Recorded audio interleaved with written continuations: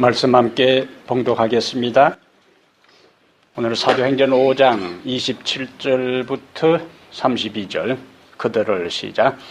그들을 끌어다가 공회 앞에 세우니 대제사장이 물어 이르되 우리가 이 이름으로 사람을 가르치지 말라고 엄금하였으되 너희가 너희 가르침을 예루살렘에 가득하게 하니 이 사람의 피를 우리에게로 돌리고자 함이로다.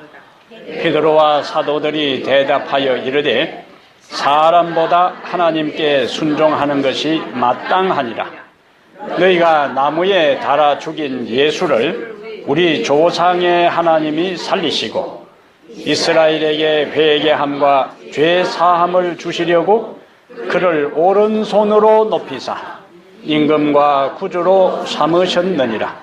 우리는 이 일의 증인이요 하나님이 자기에게 순종하는 사람들에게 주신 성령도 그러하니라 하더라. 아멘. 감사합니다. 예수님 때문에 행복합니다. 예수님 때문에 행복합니다. 예수님 때문에 행복합니다. 오늘 사도행전 5장 27절부터 32절을 본문으로 해서 무엇을 위한, 무엇을 향한 반복인가, 이런 제목으로 하나님의 말씀을 함께 나누겠습니다. 초등학교 때에 방학이 되면은 빠지지 않는 숙제가 있어요. 무슨 숙제예요? 일기쓰기입니다. 근데 아이들의 일상이라는 것은 특별한 게 없어요. 거의 대동소이합니다. 그래서 여름 방학 때는 하루 종일 개울에서 물놀이도 하고 고기나 가재를 잡으면서 시간 가는 줄 모르고 놀아요.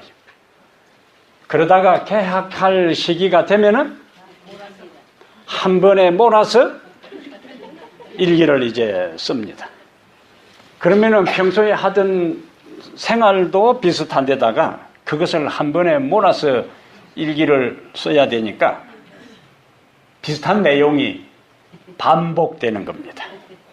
그래서 대부분 아침에 일어나서 세수하고 밥 먹고 친구들하고 놀았다. 매우 재밌었다. 거의 뭐 이런 내용이에요. 여러분들이 웃는다는 것은 여러분들도 그런 경험이 있다는 걸 은연중에 인정하는 거예요. 그런데 바로 여기서 우리가 잠깐 멈추어서 우리 자신들을 한번 살펴볼 필요가 있습니다. 이미 성인이 된 우리의 삶에 초등학교 시절의 일기장 내용과 얼마나 차이가 나고 있는가. 아침에 일어나서 세수하고 밥 먹고 재미있게 놀았다. 내일도 오늘처럼 놀면 좋겠다. 이런 내용. 예? 어쩌면 우리가 초등학교, 국민학교 시절에 기록한 그런 일기와는 별 차이 없이 오늘도 일어나 세수하고 밥 먹고 회사에 다녀왔다. 오늘 또 일어나서 세수하고 집안일을 했다. 어쩌면 우리의 일상의 삶이 크게 이 범주에서 벗어나지 않고 살아갑니다. 이 자연의 운행과 우리의 삶을 가만히 들여다보면은 반복입니다. 반복. 어제 서산으로 졌던 해가 오늘 아침 동쪽에서 다시 떠오르고, 봄이 가면은 여름이 오고, 여름이 가면 가을이 오고, 또 겨울이 오고, 그리고 또 반복해서 한 해가 되돌아옵니다. 우리의 하루의 생활도요, 매일 두세 끼씩을 되풀이해서 반복해서 먹습니다. 어떤 데는 똑같은 밥, 똑같은 반찬 반복해서 먹어요. 똑같은 직장에, 똑같은 사무실에, 똑같은 사람들과 함께 똑같은 일을 반복해서 합니다. 그리고는 똑같은 집으로 돌아와서 똑같은 식구들을 만나고 잘 때도 똑같이 잤던 그 사람하고 똑같이 자는 거예요. 따져보면 반복 아닌 인생이 없습니다. 그런데 우리의 모든 인생이 반복이라고 해서 다 똑같은 반복은 결코 아니다. 그 분명한 차이가 있는데 그 차이란 반복은 반복이되 무엇을 위한 반복, 무엇을 향한 반복인가 하는 것이 이 차이가 반복의 의미가 긍정적일 수가 있고 그 반복이 우리의 인생에 부정적인 결론을 가져올 수도 있어요. 오늘 본문에는 두 형태의 반복이 나옵니다. 하나는 부정적인 반복이요. 다른 하나는 긍정적인 반복이요. 우선 첫 번째 등장하는 부정적인 반복의 형태를 좀 살펴보겠습니다. 지난 시간에 우리가 마지막 구절 5장 16절에 예루살렘 부근에 수많은 사람들도 모여 병든 사람과 더러운 귀신에게 괴로움을 받는 사람을 데리고 와서 그다음에 무슨 단어가 있어요? 다 나음을 얻으니라. 사도들이 주님의 도구가 되었을 때에 귀신 들린 사람이 와서도 회복되고 병든 사람을 데리고 와도 그들이 다 나음을 얻었어요. 근데 17절에 다시 대제사장과 그와 함께 있는 사람, 즉 사도개인의 당파가 그 다음 뭐예요? 다 마음의 시기가 가득하여 일어나서. 여기 또 뭐가 있어요? 다. 16절에는 다가 어디에 사용되었어요? 긍정적으로 사용되었어요. 귀신 들린 사람도 다 낫고 병든 사람도 다 낫고. 근데 17절의 다는 사두개인 당파, 사두개인들의 마음속에 다 뭐가 있었다고요? 시기와 질투가 가득한 것을 기록하고 있습니다. 그래서 그 마음의 시기가 다 가득해서 18절에 보니까 사도들을 잡아다가 이유 불문하고 그냥 옥에다가 투옥시켜요. 이들은 성전 미문에 날 때부터 제대로 걷지 못한 안전뱅이가 치유된 사실을 알았어요. 학문 없는 범인 같은 예수님의 사도들이 능력 있게 복음의 말씀을 증거하는 것을 들었어요. 아나니아와 삽비라가 초자연적인 방법으로 하나님의 형벌로 죽었다는 소식도 들었어요. 그리고는 그 결과 16절에 예루살렘 부근에 수많은 사람들도 모여 병든 사람과 더러운 귀신에게 괴로움받는 사람을 데리고 와서 다 나음을 얻는 것을 목격했습니다. 그러나 그들은 그 사실을 무시하고 받아들이기를 거부했고 진리의 눈을 감았어요. 여기 17절에 대제사장과 함께 누가 등장한다고요? 17절에 사두개인들이 등장해요. 사두개인들이 등장하는 거하고 5장의 흐름하고 연관성이 있습니다. 왜 제사장들을 언급하면서 특별히 누구를? 사두개인들을 언급할까? 사두개인들은 초자연적인 능력을 믿지 않는 사람들입니다. 사두개인들은 부활을 믿지 않는 사람들이, 사두개인들은 내세를 믿지 않는 사람들이, 사두개인들은 천사의 존재도 믿지 않는 사람들입니다. 그런데 사도들을 통하여 초자연적인 일들이 일어났어요. 사도들을 통하여 놀라운 능력이 나타나는데 사도들은 뭐라고 이야기하는가? 이 능력이 우리에게 있는 것이 아니고 부활하신 그리스도가 우리에게 능력을 주어서 우리가 그리스도를 통하여 이 일을 행한다고 했어요. 그러니까 예수님이 지금 어떻게 죽어서 끝난 것이 아니고 부활했다는 거예요. 사도개인들은 또 뭘 안 믿었다고요? 천사들의 존재를 믿지 않았어요. 그런데 19절 보세요. 주의 누가요? 사자가 밤에 옥문을 열고 끌어내어 이르되. 누가 등장해요? 천사가 등장해요. 옥에다가 투옥하고 그 다음에 문을 잠그고 그 앞에다가 보초까지 세웠는데 천사가 나타나서 옥문을 초자연적인 방법으로 열고 그곳에 갇혀있던 제자들에게 자유를 주었어요. 사두개인들의 모든 신조가 그들의 교리체계가 붕괴되고 있는 겁니다. 초자연적인 현상을 믿지 않았는데 초자연적 현상이 일어나고, 부활을 믿지 않았는데 예수님이 부활하셨고, 천사의 존재도 믿지 않았는데 초자연적인 방법으로 천사가 나타나서 제자들에게 자유를 준 겁니다. 그러면 이제 이 점에 사도계인들은 어떻게 해야 맞아요? 아, 우리가 틀렸구나, 잘못되었구나, 잘못 믿었구나, 잘못된 삶을 살았구나, 잘못된 신앙 체계와 가치 속에 살았구나 하는 것을 그들이 깨달아야 했습니다.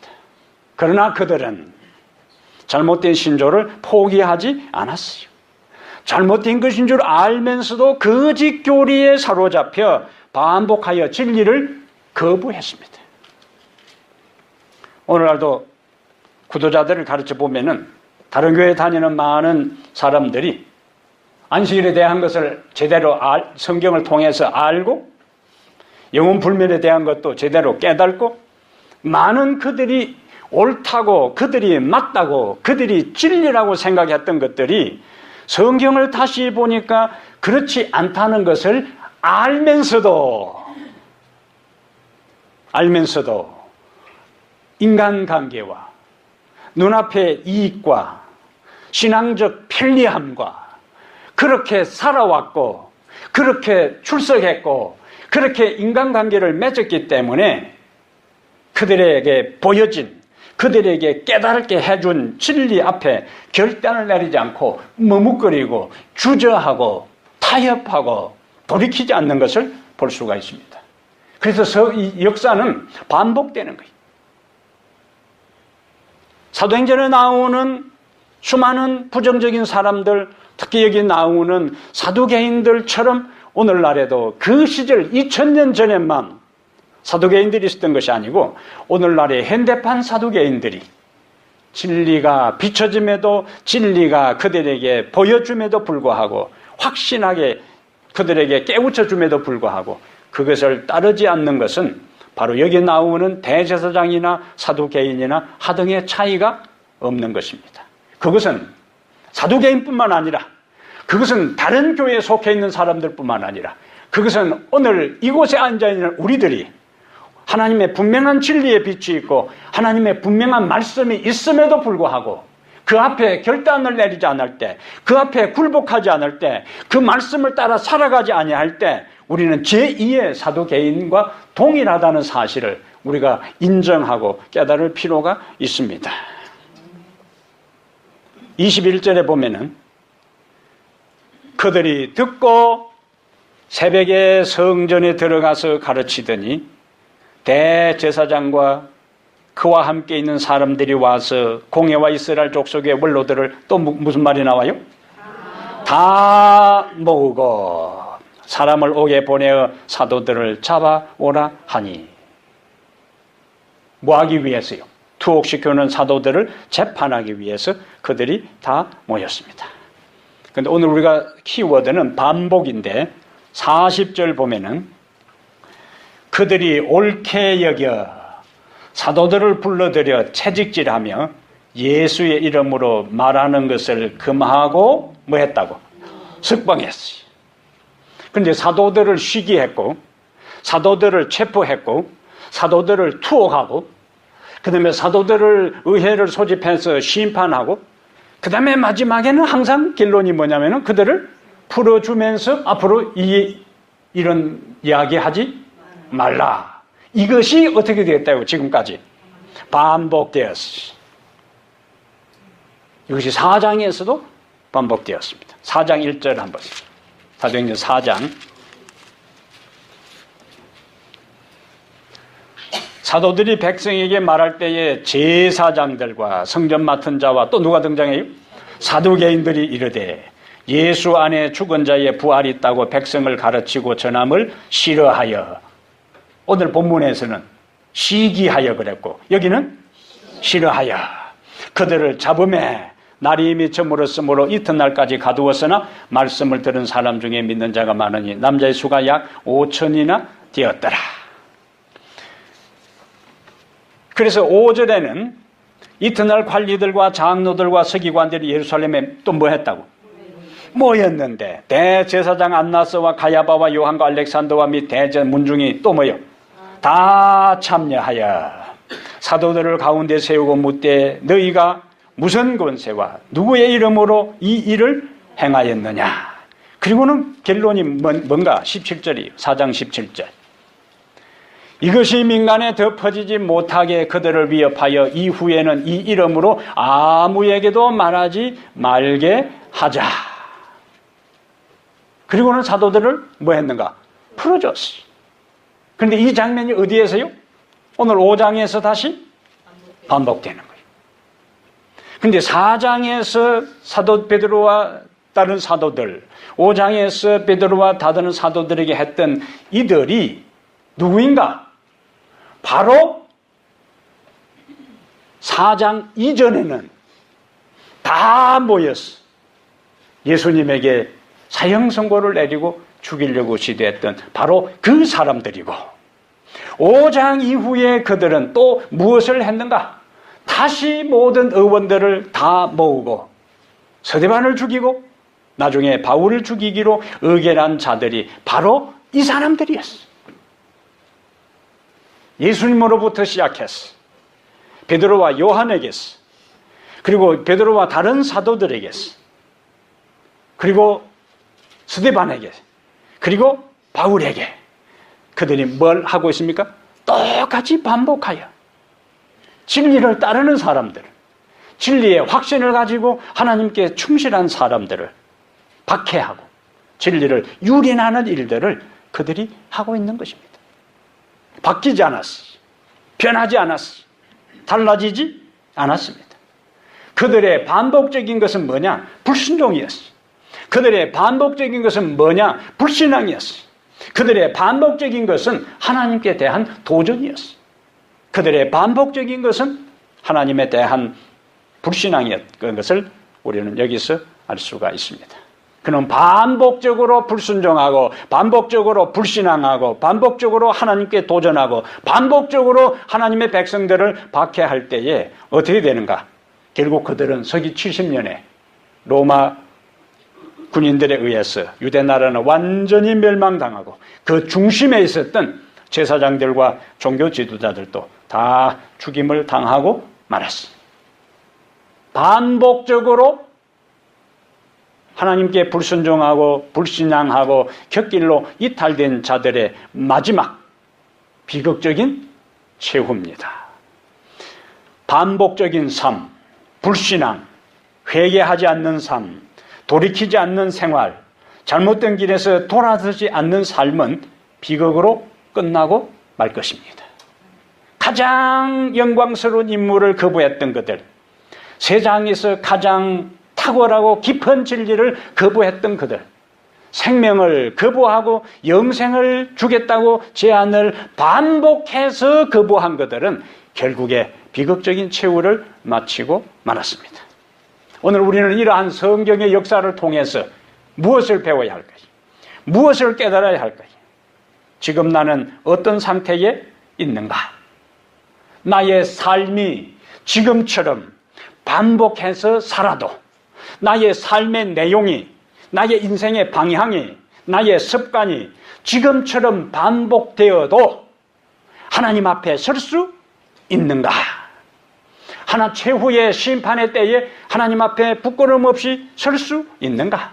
아니면은 지금처럼 반복했다가 지금처럼 반복한 행동을 하고 반복적인 습관 속에서 벗어나지 못한다면 그날 하나님 앞에 어떻게 될 것인가 하는 것을 오늘 우리는 진지하게 자기 자신에게 물어볼 필요가 있습니다.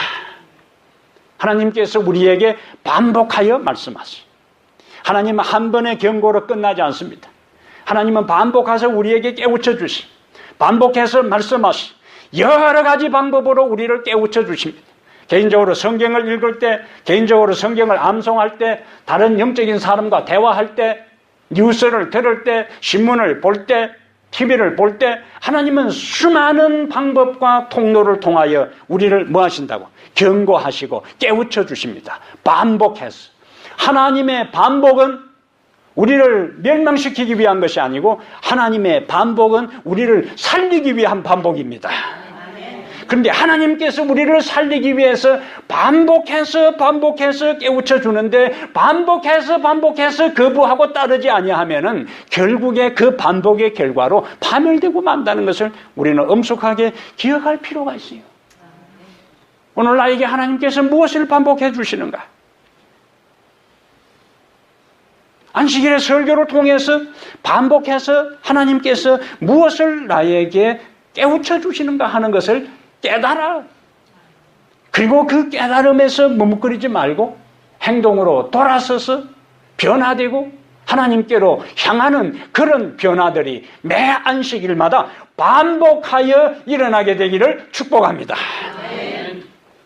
그게 사는 길이.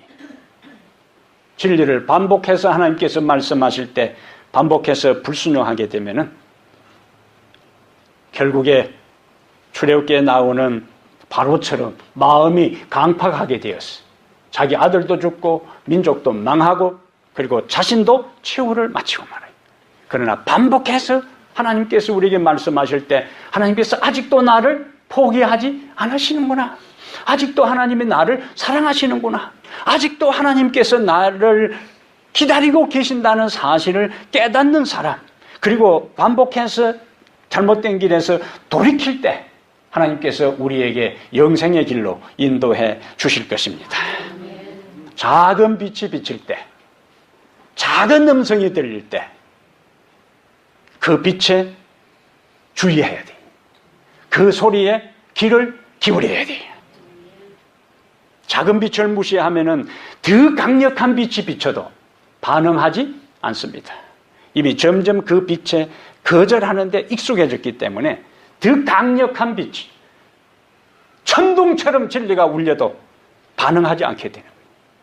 그러나 세미한 소리에 귀 기울이는 사람은 작은 음성에 반응할 것이고 그보다 더 작은 음성에도 하나님의 성령을 통하여 민감하게 반응해서 결국 우리는 하나님 앞에 부끄러움 없이 서게 되는 믿음의 삶을 살아가게 될 것입니다. 그 세미한 음성, 작은 빛에 오늘 반응하게 되기를 바랍니다. 두 번째, 긍정적인 면에서는 반복적인 시련 중에서라도 진리를 따릅니다. 반복적인 시련 중에서도 진리를 따르라. 반복적인 시련 중에서도 어떻게 하자고요? 진리를 따르라. 반복해서 조는 분들은 29절부터 32절에 보면은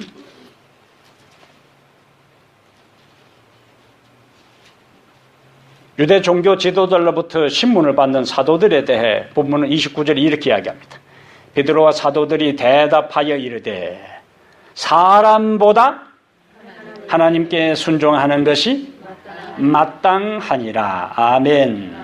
이걸 한 번 더 읽고 아멘 합시다. 베드로와 사도들이 대답하여 이르되 사람보다 하나님께 순종하는 것이 마땅하니라. 아멘. 28절에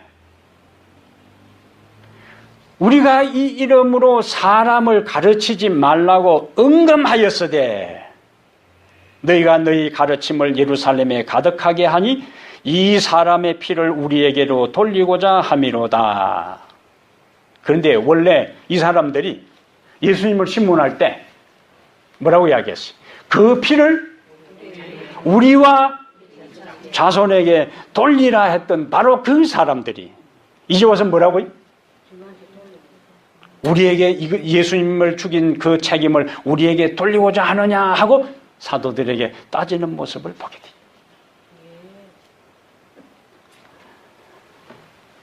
여기서 저는 두 단어를 생각합니다. 29절 마지막에 나오는 사람보다 하나님께 순종하는 것이 마땅하니라와 마땅하다면 어떻게 해야 되는가? 기꺼이. 두 단어 마땅히와 그 다음에요? 기꺼이.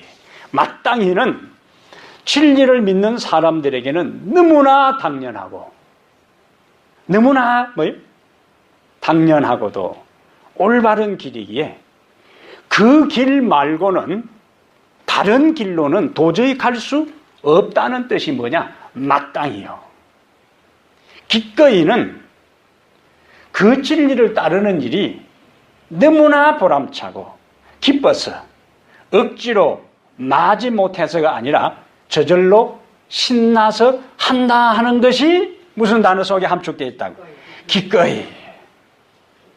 당장 눈앞에 사람들의 눈치를 보지 않고 목전의 이익을 생각하지 않고 눈에 보이지 않는 하나님을 마땅히 섬겨야 하기 때문에 기꺼이 주님을 따르는 성도들 되기를 바랍니다. 아멘. 작년 12월 어드벤티스트 월드 우리가 매월 받아보는 그 잡지에 선교사가 된 폴란드 축구 선수라는 기사가 실렸어요. 읽어보셨어요?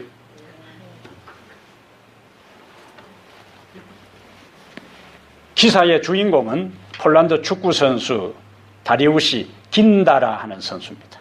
현재는 이름 재밌잖아요. 긴다. 현재는 46세이지만은 그의 이야기는 그 이전으로 거슬러 올라가요. 19살에 폴란드 축구 선수가 되었는데 안식일의 경기 참여를 거부하면서 폴란드 국민 대부분이 천주교인들입니다. 그 폴란드 전국에 안식일에 축구 경기를 거부한 프로축구 선수가 있다. 그것이 매스컴을 타면서 유명세를 탔습니다.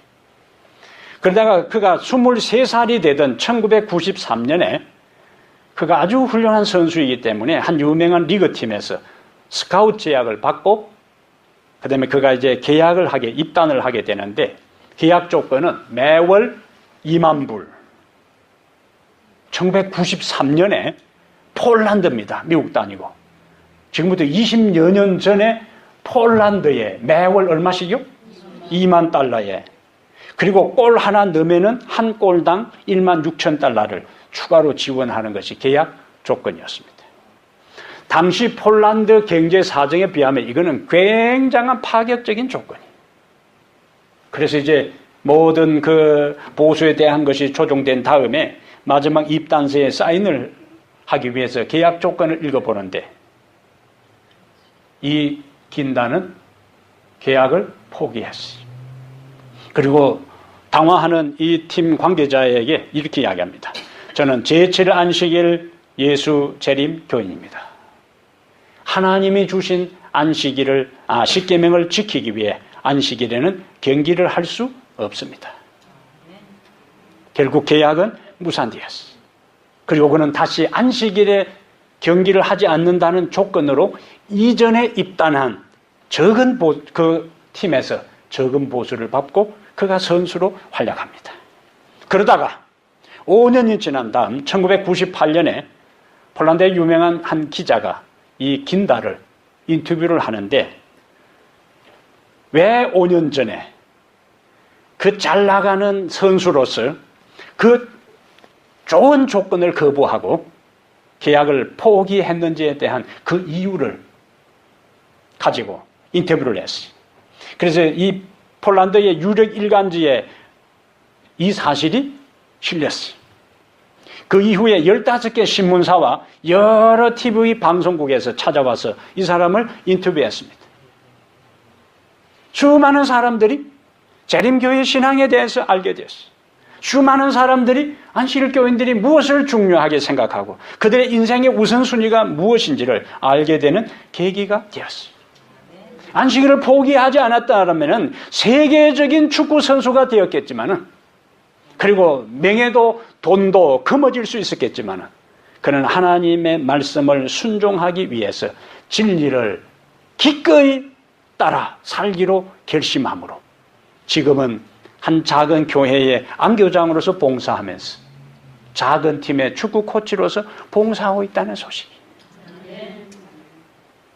우리들 스스로를 생각하게 하는 기사가 아닙니까? 그에게 앞길이 창창한 23살의 젊은이 조금만 운동 경기가 대부분 중요한 경기가 토요일하고 일요일 날 있는데 그러면은 명예와 돈을 몇 년만 뛰면은 얼마든지 금어질 수 있는 때에 타협할 수 있어요. 내가 몇 년 동안만 돈 벌고 그때부터 안식을 잘 지키고 열심히 하나님 사업하면 되겠다. 얼마든지 타협할 수 있습니다. 그러나 그는 앞으로 내가 잘하겠다는 것이 아니라 지금 하나님께서 나에게 주신 진리에 지금 여기서 순종하겠다는 것이 그의 믿음의 고백이었습니다. 하나님께서 그를 통하여 방송에, TV에 그리고 신문에 알려지게 함으로 살아계신 하나님을 따라 살아가는 삶이 어떠해야 함을 알리는 선교사가 된 것입니다. 우리가 길을 가는 이 신앙의 세계에 있어서는 이것도 아니고 저것도 아닌 중간 회색지대가 있을 수 없습니다. 빛과 어둠은 공존할 수가 없어요. 빛이 들어오면 어둠은 자동으로 물러가고 생명이 들어오면 죽음은 끝나는 것만큼 우리의 신앙의 세계에 있어서는 타협의 여지가 없는 것입니다. 문제는 여전히 신자가 사람의 눈치를 보고 환경의 지배를 당하고 물질을 추구하면서 마땅히 그리고 기꺼이 가야 할 신앙의 길, 진리의 길을 알고도 가지 않는 것입니다. 타협하는 것이 머뭇거리는 거예요. 근데 여러분, 처음에는 한번 이탈되어서 마땅히 해야 할 일, 기꺼이 가야 할 길을 가지 않을 때에는 처음에는 마음에 부담이 되지만은 반복해서 그렇게 할 때는 나중에는 아무런 문제가 되지 않습니다. 마음에 부담이 될 때 기도하면서 돌이키시기를 바랍니다. 오늘 본문에 나오는 사도들의 모습이에요. 지난번에 투옥되어 신문을 받을 때에도 사도들은 4장, 다시 가보겠어요? 신문을 받을 때에 사도들 이야기합니다. 사도행전 4장 10절에 너희와 모든 이스라엘 백성들은 알라. 너희가 십자가에 못 박고 하나님이 죽은 자 가운데서 살리신 나사렛 예수 그리스도의 이름으로 이 사람이 건강하게 되어 너희 앞에 섰느니라. 그러면서 19절에 보면은 4장 19절 베드로와 요한이 대답하여 이르되 하나님 앞에서 너희의 말을 듣는 것이 하나님의 말씀을 듣는 것보다 옳은가 판단하라. 오늘 내용하고 똑같잖아요. 예? 19절에 하나님 앞에서 19절 읽고 아멘 합시다. 베드로와 시작. 베드로와 요한이 대답하여 이르되 하나님 앞에서 너희의 말을 듣는 것이 하나님의 말씀을 듣는 것보다 옳은가 판단하라. 그들의 신앙은 반복이요. 반복. 그들은 타협하지 않았어. 그들은 계속적으로 똑같은 삶을, 바른 길을, 마땅히 해야 할 일, 기꺼이 가야 할 그 길에 있어서 반복해서 그 길을 가는 것을 볼 수가 있습니다. 유대 지도자들하고 반복은 반복인데 차이가 있습니다. 유대 지도자들도 반복했어요? 반복했어요. 예수님의 제자들도 반복했어요. 예수님의 제자들은 진리와 생명의 삶을 위한 반복이었어요. 시련과 박해가 반복되는 가운데서도 그들은 주님께 굴복하는 것을 반복하고 진리를 위해 굳게 서는 것을 반복하고 주의 생명의 말씀 도를 전하는 것을 반복했어요. 그 반복이 어떻게 나타나는가? 5장 42절에 그들의 반복을 이렇게 이야기합니다. 그들이 날마다 성전에 있든지 집에 있든지 예수는 그리스도라고 가르치기와 전도하기를 그치지 아니하니라. 뭐 했다는 이야기입니까? 반복했다는 거예요. 날마다 성전에 있든지 집에 있든지 예수는 그리스도라 가르치기와 전도하기를 그치지 아니하니라. 반복하니라. 그런데 앞에 그들이 체포되었을 때는 하나님께서 초자연적으로 옥문을 열어주지 않았어요. 그런데 오늘은 보니까 19절에 주의 사자가 밤에 옥문을 열고 끌어내어 이르되. 왜 그랬을까요? 그 다음 말하고 여기 했어요. 20절 하고 갔어. 왜 그들을 주의 천사가 밤에 옥문을 열고 끌어냈어요? 20절에 뭐 하도록 하기 위해서? 가서 성전에 서서 이 생명의 말씀을 다 백성에게 말하라 하매. 어디에서 체포되었는가? 성전에서 체포되었어요. 뭐 하다고 체포되었는가? 하나님의 말씀을 전하다가 체포되었어요. 누구에게 체포되었는가? 이 성전에 있는 이 사람들에게 체포되었어요. 그런데 하나님은 천사를 통해서 옥문을 연 다음에 체포된 그 현장에 갔어. 이전에 체포되었던 바로 그 말씀을 다시 반복하여 뭐하라? 전하라. 그러면 하나님의 진리를 따라서 우리가 반복한 삶을 살 때에 어떤 결과를 얻게 되는가? 우리가 앞에서 삶은 반복이라 그랬어요. 우주의 원리도 반복이라 그랬어요. 목요일 날 여기 탁구 교실이 있는데 톡 티 나오면 뭐예요? 그것을 반복해서 치는 거예요. 한두 번 치고 끝나는 것이 아니고 반복해서 쳐요. 반복해서 칠 때에 그것이 나의 자세가 되는 거예요. 그리고는 나중에는 자연스럽게 어떤 상황이 되면 그 실력이 나오게 되어 있습니다. 기술을 배우는 사람, 운동을 하는 사람, 똑같은 동작을 수십 번, 수백 번 반복합니다. 악기를 연주하는 것을 배우는 사람도 뭐예요? 똑같은 것을 뭐예요? 반복이요. 반복. 근데 그 반복은 반복이지만은 처음에 10번 반복했다고 1000번 반복할 때하고 반복은 반복이지만은 그 질이 달라져요. 달라집니다. 긍정적인 면에 있어서 우리의 반복은 그 반복으로 끝나지 않고 그 질을 향상시키는 것입니다. 예수님의 제자들에게 있어서 똑같은 장소에서 똑같은 사람들을 상대로 똑같은 진리를 전했지만은 그들이 전한 진리를 통하여 하나님께서 반복해서 살아가는 그들에게 이전에는 옥문이 열리지 않았는데 이제는 옥문을 열게 함으로 하나님의 살아계심과 능력과 권세와 간섭과 임재하심을 제자들에게 더 생생하게 경험하도록 역사해 주셨습니다. 우리가 평범한 진리를 따라 반복해서 따를 때 하나님은 그 반복한 진리가 깊어지고 원숙해지고 멀리 우리의 영혼을 살리고 마음에 감동을 안겨주고 우리의 영의 눈이 열리고 우리가 가야 할 길을 발견하고 살아가는데 놀라운 힘과 파워로 역사하게 만들어 주시는 것입니다. 그래서 자나깨나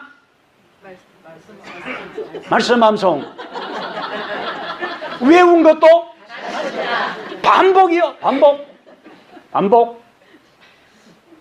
그 반복이 이전에 한 번 외울 때 2번, 3번 통일한 말씀이지만은 그것이 우리의 영혼을 살리는 말씀으로 다윗이 고백한 것처럼 주의 말씀이 송이꿀보다 더 달달한 경험을 누가 할 수 있는가? 반복해서 말씀을 부여잡고 반복해서 말씀을 읽고 반복해서 말씀을 암송하는 자들이 경험하게 될 것을 믿게 되기를 바랍니다. 이렇게 제가 반복해서 강조해도 아직도 반복해서 따르지 않는 사람 오늘 단단히 마음에 저 뒤에 가서 벽에 손들고 서서 반성을 좀 해야 돼요. 예? 목사가 그렇게 반복해서 강조하면은 기머거리라도 들어야 되고 소경이라도 봐야 되고 벙어리라도 말해야 하는데 이렇게 반복해도 반응이 없으면 어떻게 되겠어요? 오늘 여러분의 마음에 반복하고자 하는 결심이 있게 되기를 바랍니다. 아멘.